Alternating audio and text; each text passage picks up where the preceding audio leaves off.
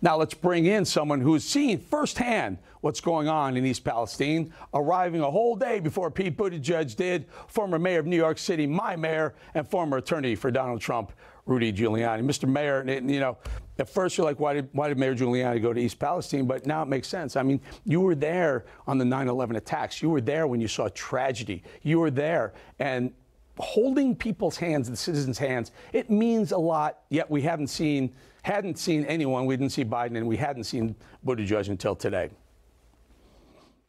Yeah, I would have come, actually would have come much earlier had they acted more quickly, because they didn't want to make it look political. I was also at Sandy Hook and any number of others, and I'm asked to come to these things. And today I had a very, very good session with the mayor. I would think a heck of a lot more productive than Mr. Lightweight, who doesn't know a damn thing about emergency response. And this has been going on for 2 weeks, and he hasn't acted. He should have been fired by now. If he were working for me as a commissioner of transportation, and he was absent for 2 weeks and made a statement like, this happens 1,000 times a year, he'd be looking for a new job now, because he's obviously not up to this one. And then talk to a reporter because he was on his personal time. Yeah. I don't know what we got. We have an overgrown. But I'll tell you what I want to ask you, Mr. Mayor, is I think it's fascinating. I think it's beyond fascinating. It speaks volumes that you were there talking to Mayor Conaway of East Palestine, and Buttigieg, our transportation secretary, had to wait in the hall until your meeting was over. If that doesn't speak volumes, nothing does. Yeah, I know. I didn't even know that. I didn't know that until this afternoon, and I saw the article about it. But I actually said, and I hope people don't take this the wrong way, he had a lot more valuable hour and a half with me than with little Petey there. I mean, little Petey doesn't know a damn thing about any of this. He makes it up as he goes along. He's a dilettante who's very, very typical of a liberal, and they don't know how to manage because they're completely unrealistic. The whole administration is filled with it. We're a country that, among other things, is horribly mismanaged. And meanwhile, our president is in Ukraine, and he doesn't seem to know what he's doing there.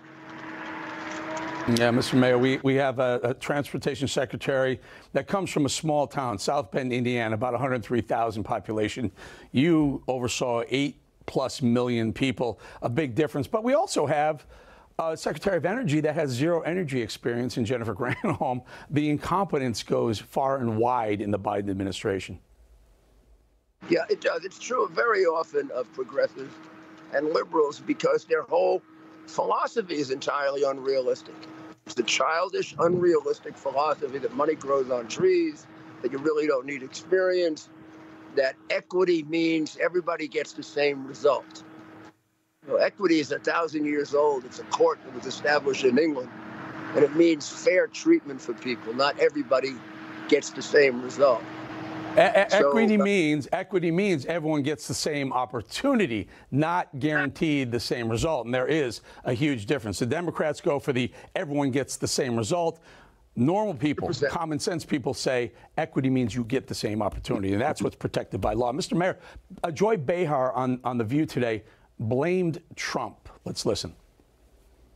People don't know why they would ever vote for him, for somebody who, by the way, he placed someone with deep ties to the chemical industry in charge of the EPA's Chemical Safety Office. That's who you voted for in that district. Donald Trump, who reduces all safety. Okay, so respond to that, and I have a quick question after that follow-up. The resolution she's talking about, I'm pretty sure, never actually passed. It never actually passed, and it wasn't in effect. And it had no relationship at all to any of the chemicals involved in this shipment. That was made clear about a week ago when Buttigieg made the same statement, which he repeated today, despite the fact that it's a complete lie. Mr. Mayor, so if she's allowed to point the finger at Donald Trump, who's been out of office for two+ years, am I off base saying that maybe it took so long for Buttigieg to show up and maybe Biden hasn't been there yet because, in fact, it is the state of Ohio that fell very hard for Trump in 2016 and 2020? I would be shocked if that wasn't the reason. Several people this morning said to me, just out of the blue, why does President Biden hate us? I said, well, why are you saying that? And he said, well, look at the way he's treating us. All these weeks, this is going on. Even a president who tries to pretend kind of shows up. I mean, these people are angry. They're hateful. And I think we kind of have to wake up to the fact they really hate us and wish us still. That's a scary concept, Mr. Mayor. He's the president of all Americans, not just blue Americans.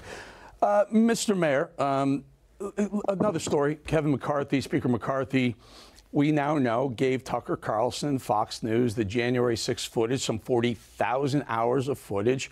You know, the question begs, why not other media? Why not Newsmax? Why did he just give one host on one cable network this information? And by the way, by doing so, he opened himself up to such scrutiny. I mean, already the New York Times is blasting him for it.